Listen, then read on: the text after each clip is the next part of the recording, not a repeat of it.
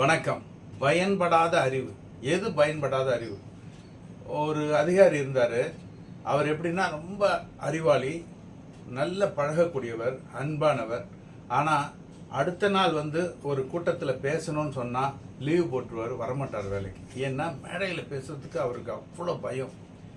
இது சரியா?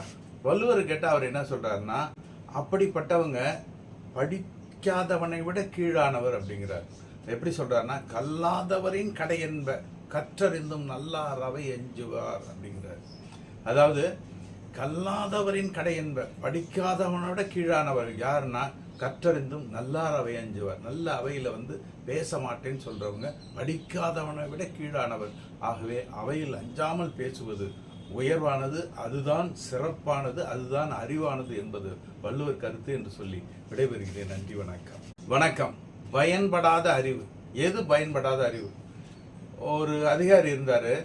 அவர் எப்படின்னா ரொம்ப அறிவாளி, நல்ல பழகக்கூடியவர், அன்பானவர். ஆனால் அடுத்த நாள் ஒரு கூட்டத்தில் பேசணும்னு சொன்னால் லீவு போட்டுருவார், வரமாட்டார் வேலைக்கு. ஏன்னா மேடையில் பேசுறதுக்கு அவருக்கு அவ்வளோ பயம். இது சரியா?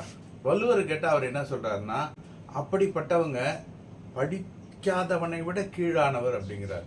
எப்படி சொல்றாருன்னா, கல்லாதவரின் கடை என்ப கற்றறிந்தும் நல்லார் அவை எஞ்சுவார் அப்படிங்கிறார்.